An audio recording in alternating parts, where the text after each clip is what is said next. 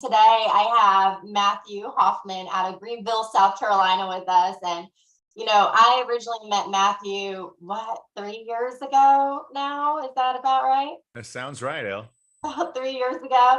And when we first met, he was on this journey of building his own brand around being a kick-ass husband. And now today he's a national speaker. He's the author of The Kick-Ass Husband, Winning at Life, Marriage, and Sex. Y'all can get it now. And he really works with women and men, but mostly men, to overcome that selfishness and unfulfillment that they have in their lives, and help them guide towards more of a satisfied and overflowing love in their relationships. And he co-hosts the Kick-Ass Couples podcast with his wife. He also has an assessment that we'll talk about in a little bit here. But he's just going around the world teaching people how to be more kick-ass in all areas of their life. And so welcome, Matthew. Thanks for taking time with me today. My pleasure, El. It's my favorite topic, and I'm always happy to dive in and talk about it.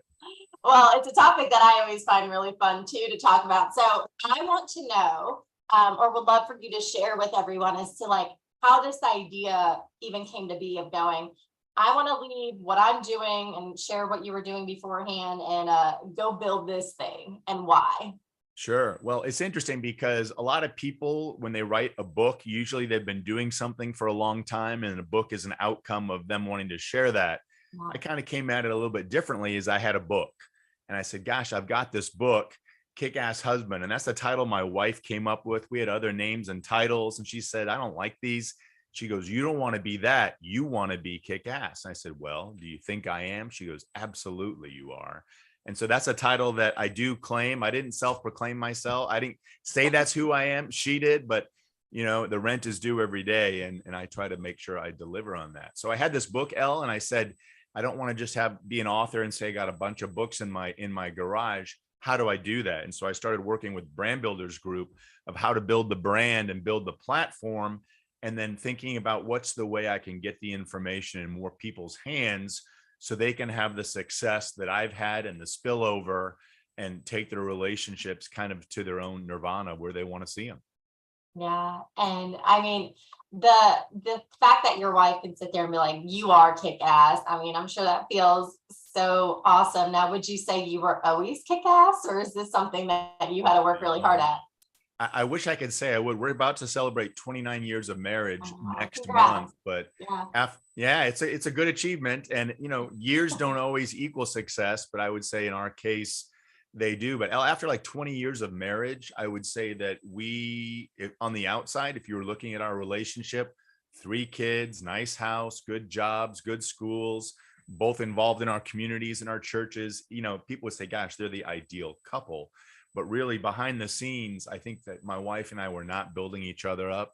We were not, we were looking at opportunities to twist the knife and zing each other. And neither of us were super fulfilled or happy. And I'd say our intimacy wasn't dead, but we were treading water, and we kind of weren't happy and saying, this is not what we think it should be. And I think we really did some soul searching and then said, what do we got to do to double down and make the relationship what we thought it should be and what we want it to be? And we did courses, we did videos, we read books. We try to look for resources of how to make our marriage what it should be. We got some counseling. And this was kind of, I'd started the book, but not completed it. And then I said, I really want to finish this book. And she said, I support you in that. She said, more men need to know what they can do and how to get their relationship where they want it to be. And so that's really where Kick-Ass Husband book was born.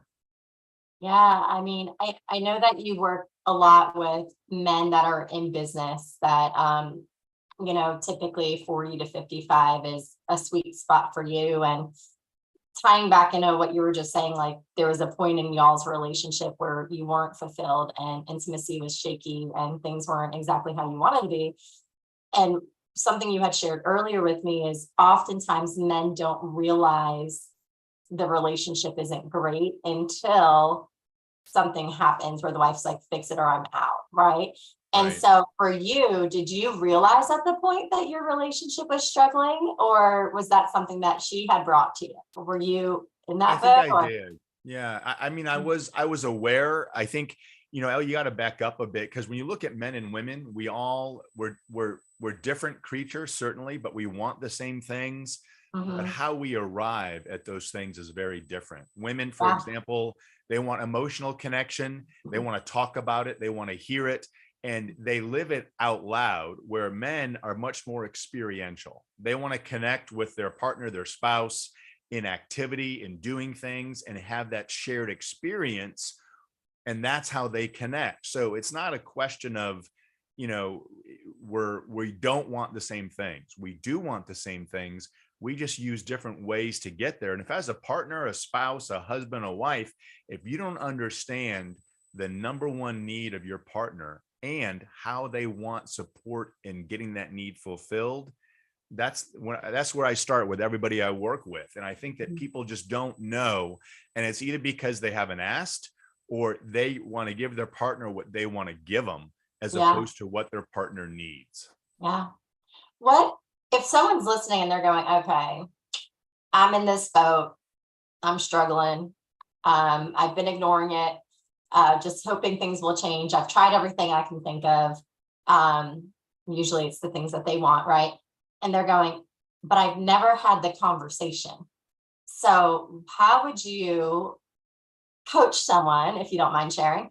And this is not for me, y'all, I'm single, but how would you coach someone on how to bring that conversation up?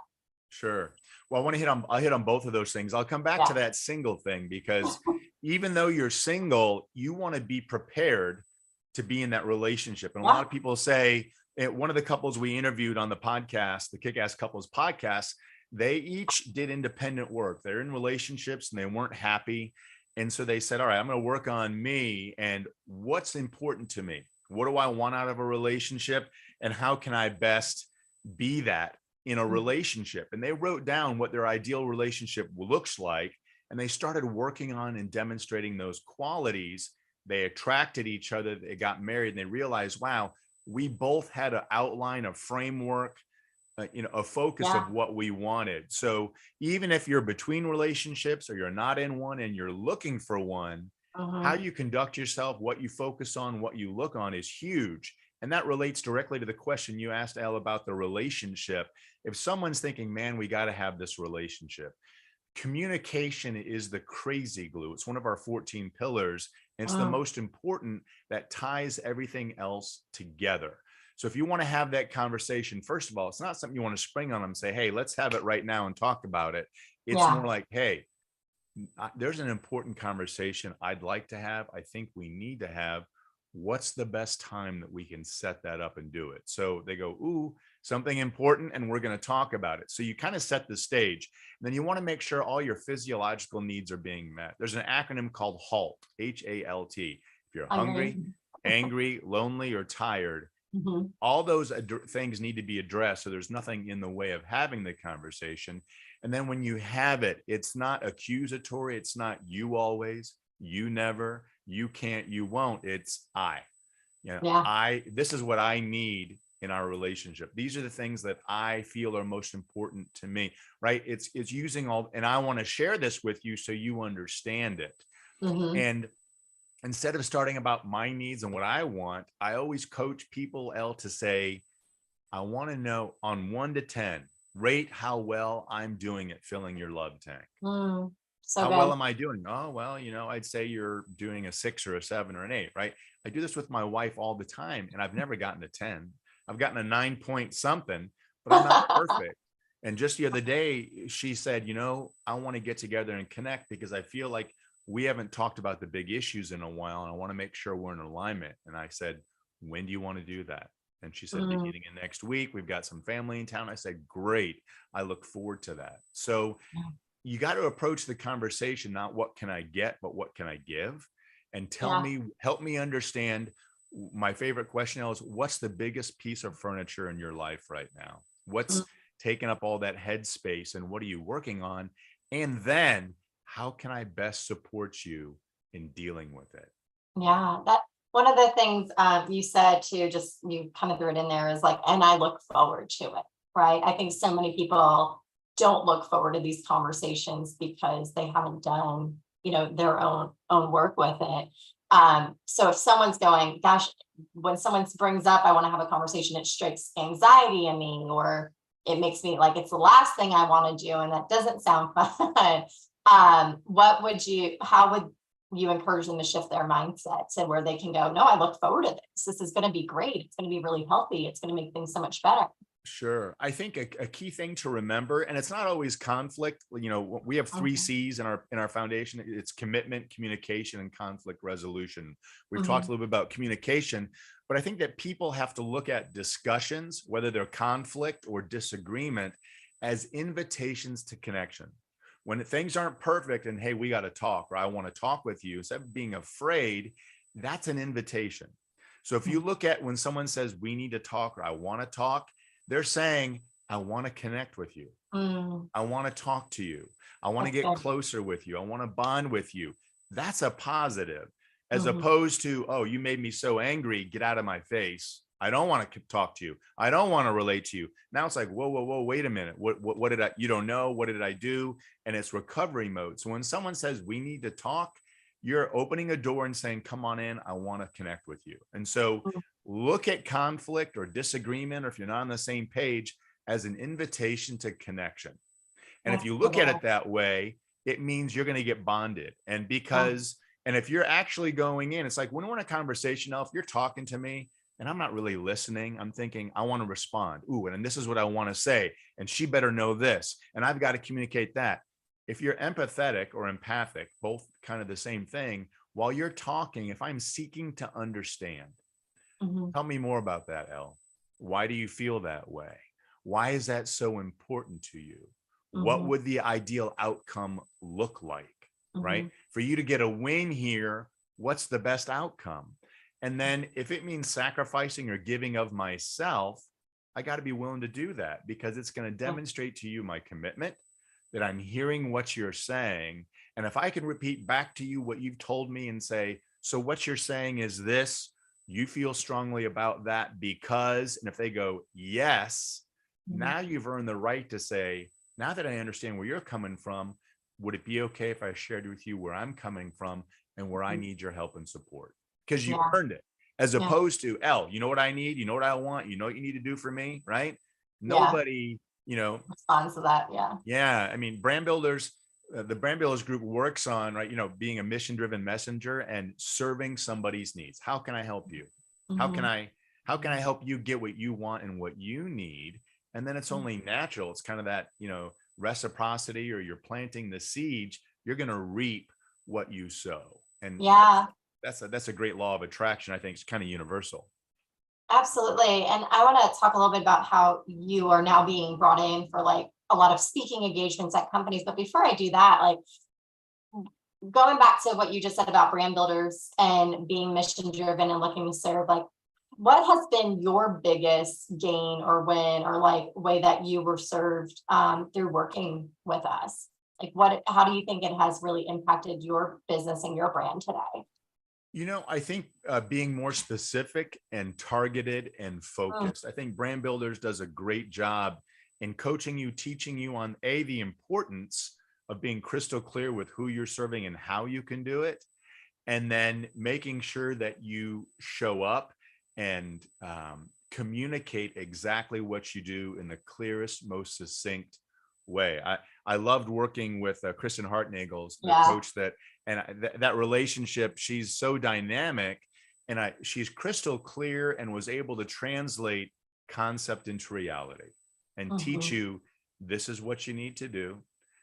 Here's the framework, but now how do you take and apply that framework to get the results you're looking for? And I think that's been the biggest takeaway and the bonus of working with the company. I love that. I always say to people, like, they're like, what do I get? Like, what do you do?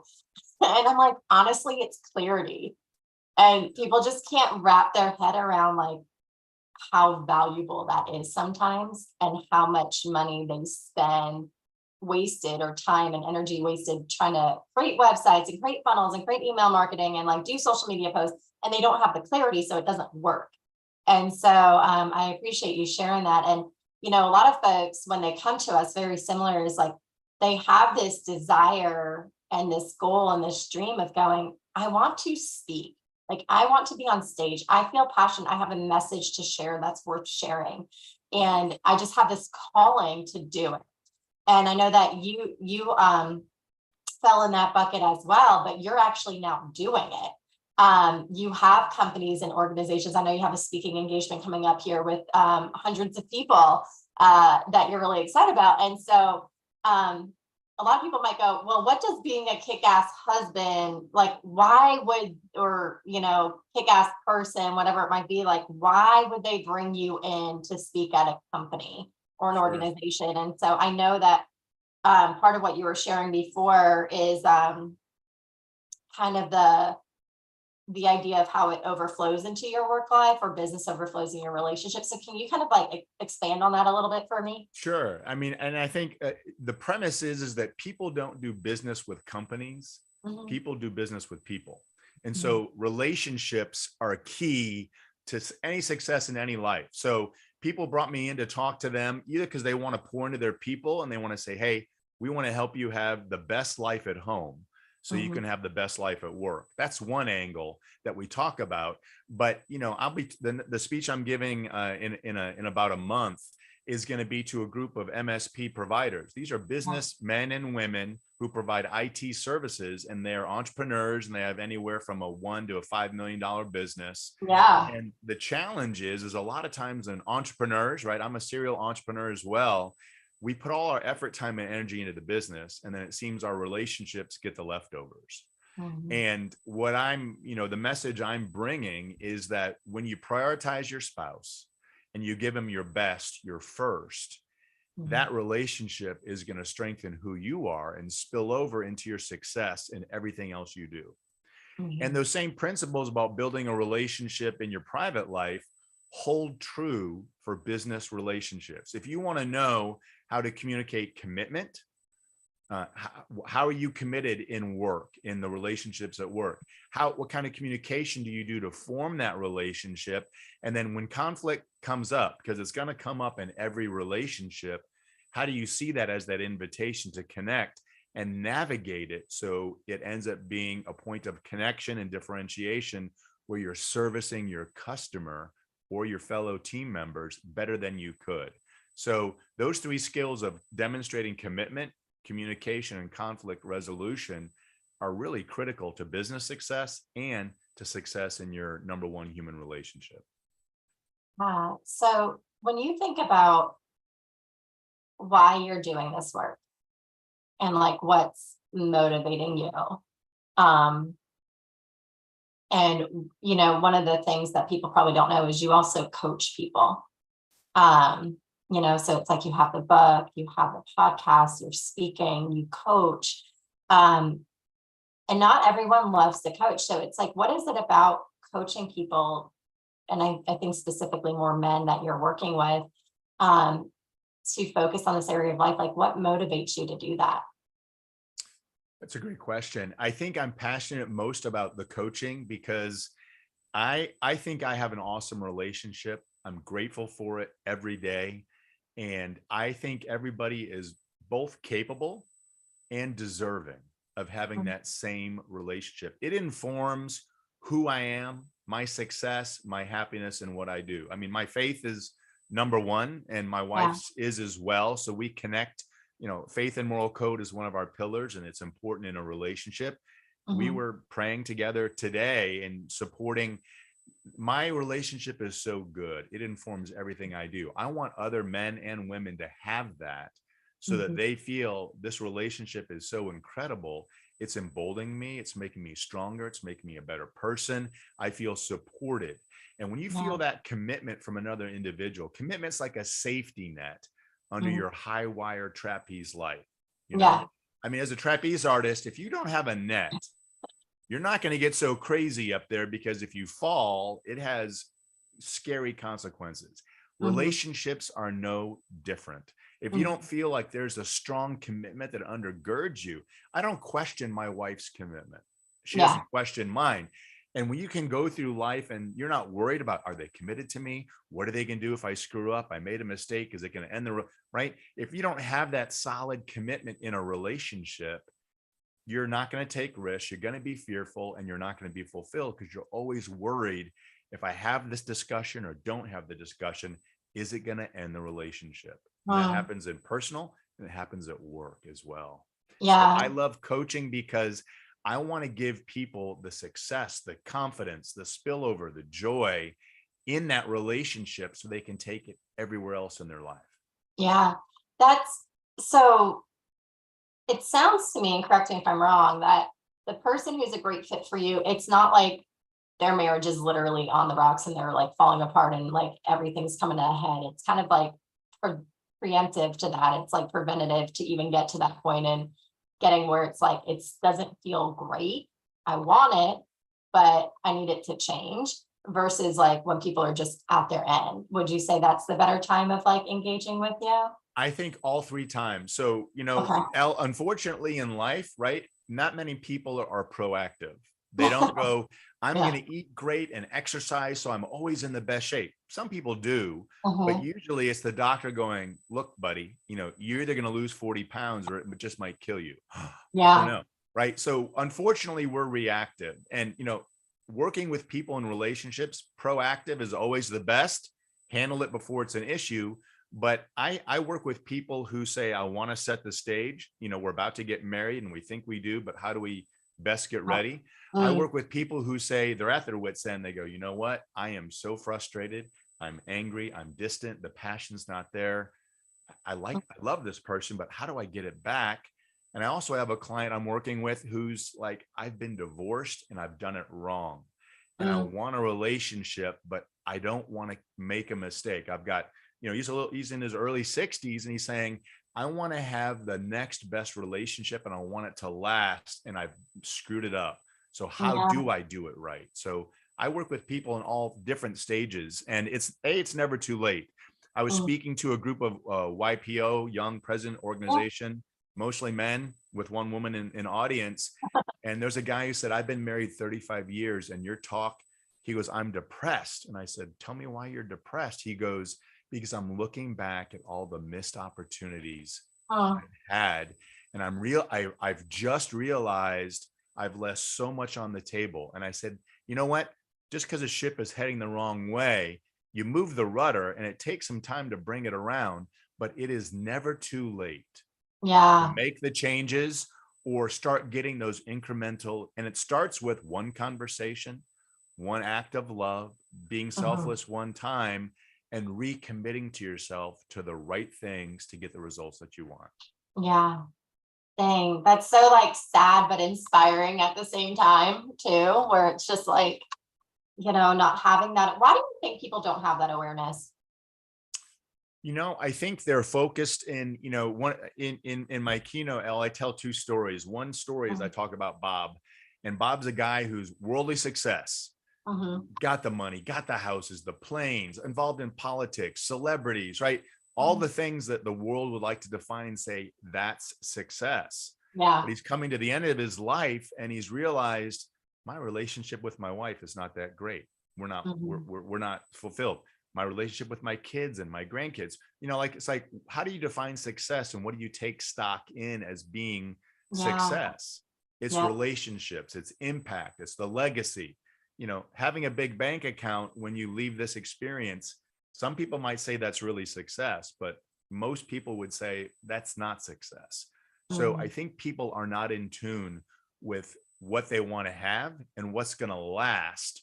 And Mhm. and we're misguided about, well, the next car is going to make me feel good, or that bigger house, or this vacation, or right. We think things are going to give us the Mhm. content and the happiness and the legacy, when it's really the relationships, the people we touch and impact. And those two, it doesn't mean don't be successful in business. It means focus on the things that are going to have a lasting effect on the people that you touch every day. Yeah. Yeah. Um, I'm just like thinking of people in my head as you're saying that. Just like I hope they're listening, and it's also a good reminder for me too. You have said several times like there's 14 pillars. Mhm. what are these pillars? And what does pillars mean? Like, what do you, Yeah. oh, So okay. so I would say we have 14, and they're all the critical qualities of a relationship that have to be present for a relationship to succeed. That sounds like a And lot of work. well, you know what? It's simple, L, but it's Uh-huh. not easy. Okay. So, So, there's no silver bullet, there's no pill, there's no I do this one thing and everything's great, right? Anything worthwhile, you have to work for. yeah. And exercise is an easy thing. I've been an active guy for a lot of my life. It's taken me a long time to get in as good a shape as I am because Mhm. it's a habit, right? It's a lifestyle. It's not a diet. Mhm. So what I do is not a diet. It's not lose 20 pounds fast, in 90 days, all your problems can be gone. But the first three pillars, Al, we talk about, we mentioned, they're called the 3 C's. They're foundational, and that's commitment, communication, and conflict resolution. Okay. Those qualities have to be there. If someone talks to me and they're not committed, or a couple comes in and one couple is committed, and the other one's like, I'm here because she said if I don't come, we're gonna lose it.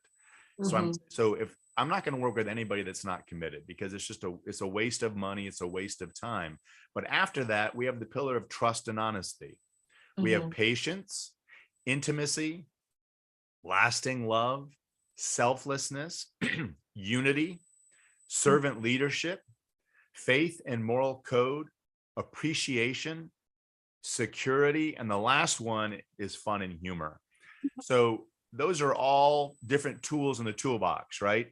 And for a couple to be strong and it's been it for the long haul, they've got to be able to use those tools. And everybody's at a different level. We're all sculptors working at different forms, Mhm. chiseling and carving things off. But we're all working on that.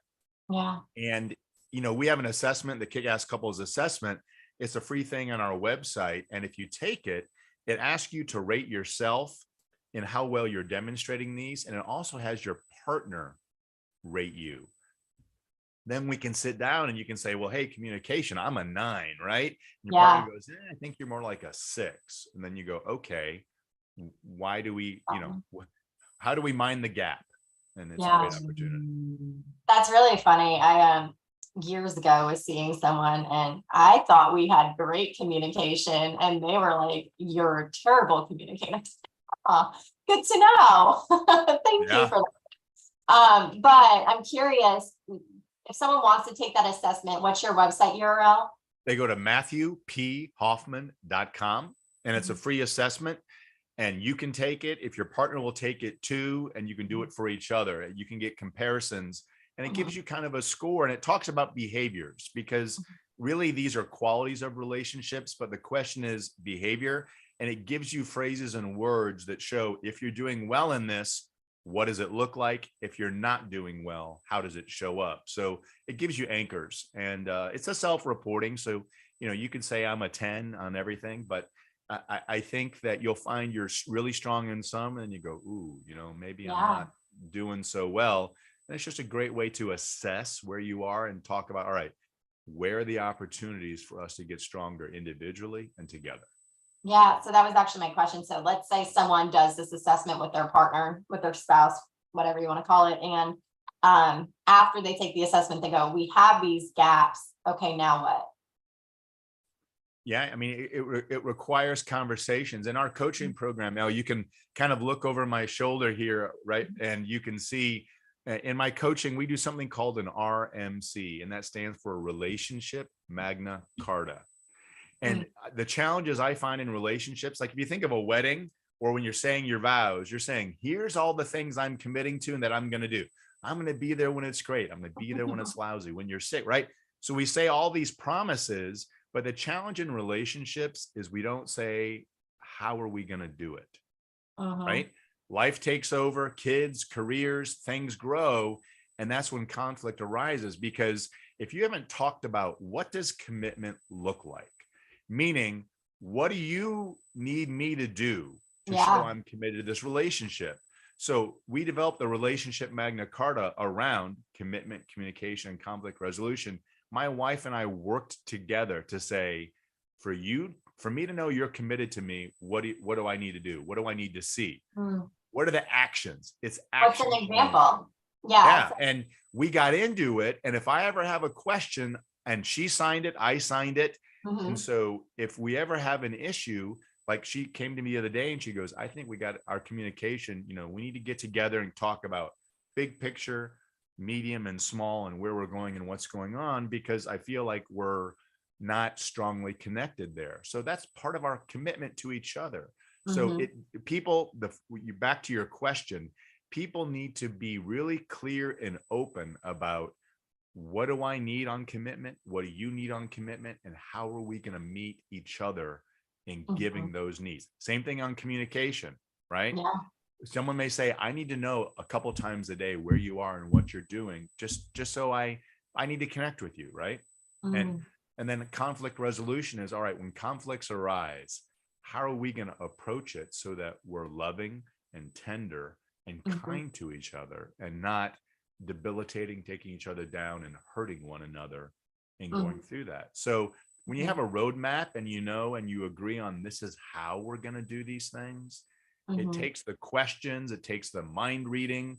And, instead of, I mentioned it earlier, when you're giving somebody what they need, as opposed to what you want to give them, it's a Mhm. huge difference in them feeling heard, understood, valued, and appreciated. Mm. That's good. What would you say are the most common, like out of the 14 pillars, where do you see most people struggling the most out of them? Is it all over the board, or is there like common themes that you see? Communication is huge. Yeah. And communication, I call it the crazy glue. Communication is what holds all the pillars together, because if you Mm. don't communicate well, really hard to have trust and honesty in the relationship. If you Mhm. want intimacy, we did a podcast episode recently, said, we did this for women too, but this one was titled, what can a man do to have his best relationship? Mhm. And one of the panelists said, if you're not intimate with your partner, it's not because she doesn't have the desire and she doesn't want to get there. She just doesn't trust you.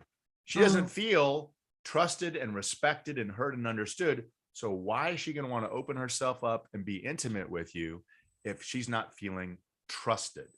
And Mhm. so trust and honesty is directly linked to the pillar of intimacy. So, Mm. and communicating, if for somebody to trust you, man, you got to be vulnerable and speaking from the heart. You got to Yeah. be saying, you got to be risk. You got to take a risk and say, wow, I'm struggling with this, or I'm really feeling, I'm going to share my deepest, darkest hopes, dreams, and fears. Mhm. And when you do that, that's where connection comes from. So that's communication, but it leads to intimacy because I'm communicating, being open and honest. So the biggest one is communication, and it weaves through all the other ones.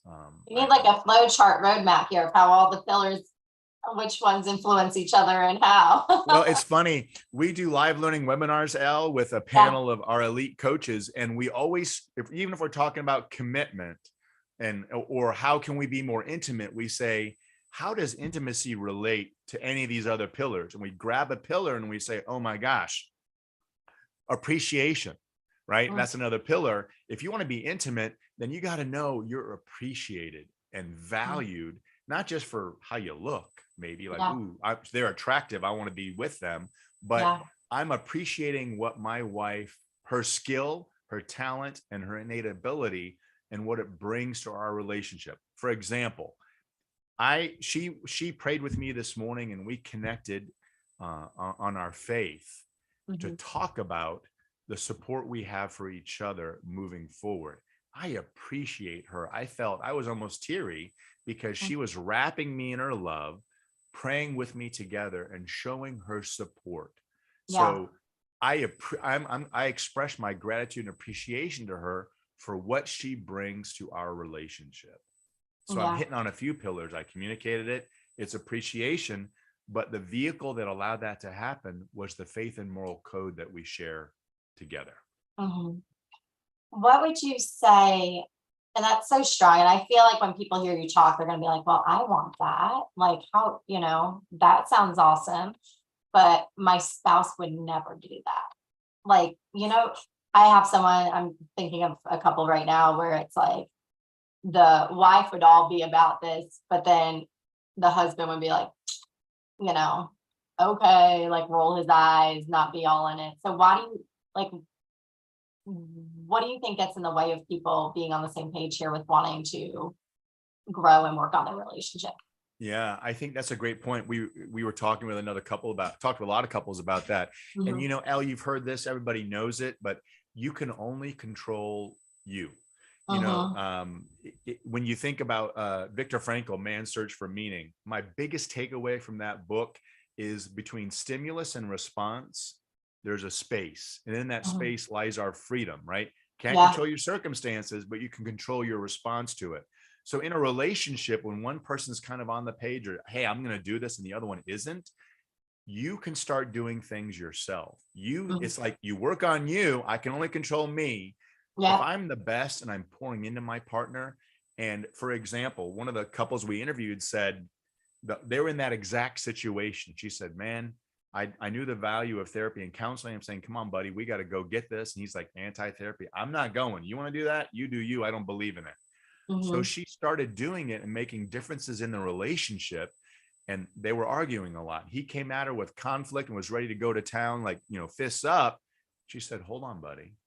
mhm, Let's take a time out. I can see that you're really passionate and emotional about this. Go take some time for you. Think mhm. about what's important. And I want to connect with you, but I don't want to do it right now because I'm understanding that right now you're highly charged and Yeah, we're going to say things and hurt each other. And he was like, whoa, who's talking to me? Who is this? Right? yeah, Because he's used to fighting, but they yeah, came back and talked about it. So she was modeling the behavior, pouring into him, prioritizing him, mhm, doing the things she knows are right, and getting help from somebody, a coach, on how to do that. yeah, And he noticed a difference. And he's mhm, like, tell me what you're doing. How are you doing that? Can we work on this too? Right. So yeah, you can model that behavior. And so when someone goes, man, my partner's not into it, they'll never do it. That's okay. Because eventually they're going to have a choice of, hey, they can get on the bus and be yeah, with you and travel the same route, or you're going to say, is this the best person for me to be with when they're not willing to commit to prioritizing me the way I'm prioritizing them? That's yeah. another that's another That's question. a scary question to ask, right? Yeah. Someone's got to go first, right? It's like someone has to make the decision to go first. And so it sounds like to me, it doesn't have to be couples that come to you, individuals that just want to work on it. Do you do couple coaching or just individual coaching? I do both. I You do do both. couples. It's always when I have a couple that can come.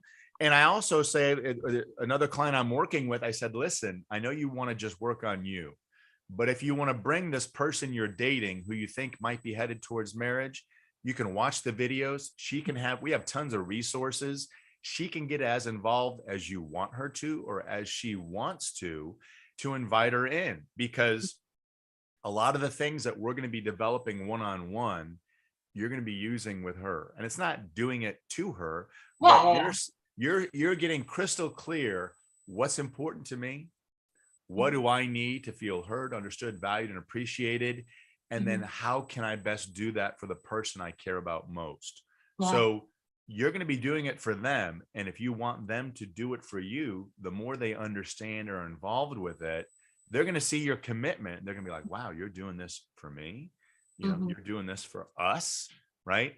And what I tell everybody, when you're in a relationship, Elle, it's not I and you, it's us. Before you're Yeah, married and you make that commitment, yeah, it is I and you. But once you're married, you got to use the filter of all your decisions as what's best for us. Does it mhm. win for the us? Because if it wins for the us, I win. My partner Yeah, wins. But if it yeah, just wins for me, if it's win lose, that is not relationship minded, and it's never going to be good for a marriage. yeah, 1000%. Um, one of the things I'm curious about as we're kind of wrapping up here, but um, when you, for someone who has been a serial entrepreneur, and this is kind of, and you had a lot already in motion with the book and with the brand before deciding to reach out and work with Brand Builders Group. It's like, at what point were you like, it's worth, it's just the same with sorry, I'm just kind of processing this as you're talking. Um, if someone's like, I've done therapy, I've had coaches, da, da, da, da, right? It's like they've done the groundwork and then they make a decision to come work with you.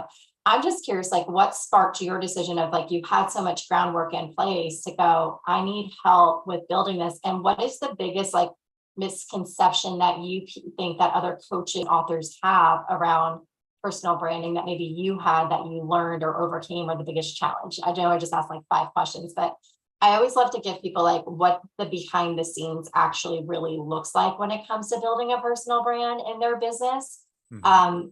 And I think that actually translates a lot to other different types of businesses. Like, okay, well, I did all this work. Why would I get a coach now? Right. So I'm just, or what's the big, like you think you get a coach. And so everything's like sunshine and rainbows and I'm learning all this stuff and things like that. But there's a lot of messiness in coaching. There's a There lot of is. healing in coaching. There's a lot of behavior change in coaching. Right. And I think it's the same with building your brand. So I'm just curious, like what your biggest challenge was behind the scenes that other people don't see. I'll share 2 things with you. One, and this is a quote I say all the time, Elle, is I know that I can do anything. Mm, I can learn it and I can do it, but I also know that I can't do everything. mhm, And it's much better, instead of me trying to be a social media guru and how to design the most eye-catching ad that's going to be delivered in the right way, it's to learn what should that look like, and then finding people that do the best in it so that I can take my efforts and focus on what's going to be the biggest return in my business. So A is, I don't need to be an accountant to be fiscally responsible. I am a serial entrepreneur, but for me, I had never worked in the social media or the web-based business. It's always mhm, been I was a real estate developer. I was a restaurateur. I had a business, I had people, I had a product. I could take something raw, turn it into something and sell it, right? The mhm, process is the same, but the landscape and the territory is totally new to me. And I'm still yeah, learning what that virtual scene looks like. mhm, And I mhm, think a lot of people make mistakes of ready, fire, aim. Like mhm, let's get it out there. Let's execute. If we're not executing, we're not working. Well, that's true. And I think brand builders really helped me figure out, okay, ready, aim, mm, fire. And excellent. and get the groundwork and the nuts and bolts and the platform up. And then it's Mhm, constant tweaking of, well, why does one message work but another doesn't? Why does one demographic really like this but another one doesn't? And it's not a decision that you make and then you can say, gosh, for the next 2 years I can pound the same drum, because it yeah, changes. It's that's it, so good to point out. yeah, it's so mercurial. And I think understanding how to ebb and flow, and brand builders is always working on their model and making it better and understanding what the needs of the day are. And that's the challenge of any coach or Mhm, speaker, is what do people need from me mhm, now to be yeah, most successful? And so that's yeah. kind of that holy grail. Well, I think the flip side of that too is just because someone needs it and you could do it doesn't mean you should do it.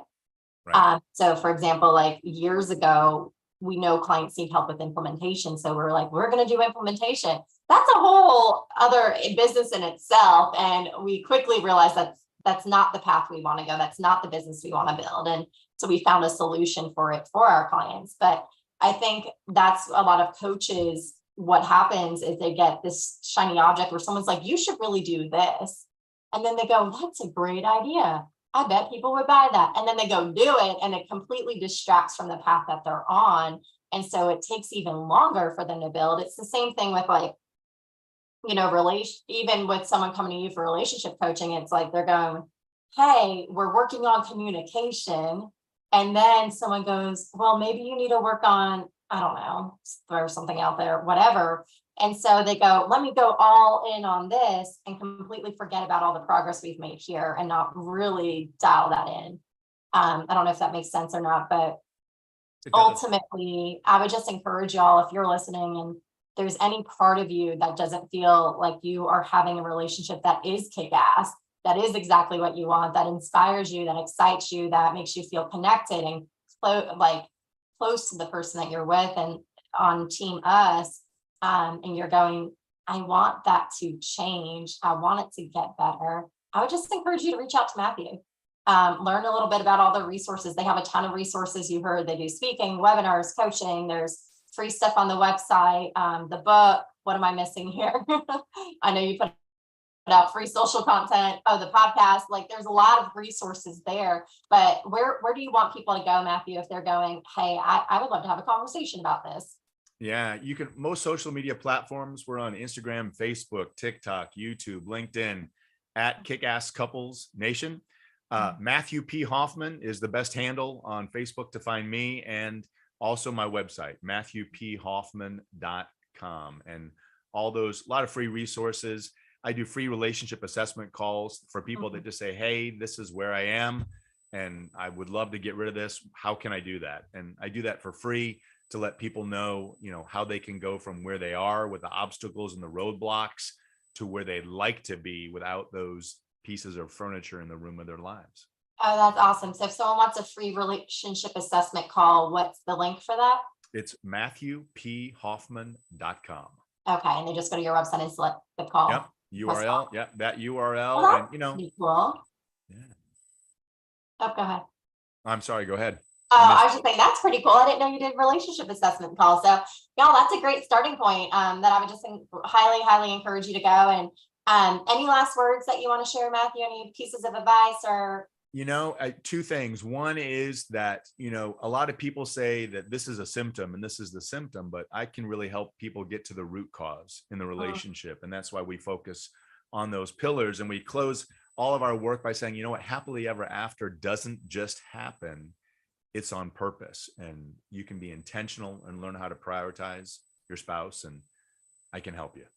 So good.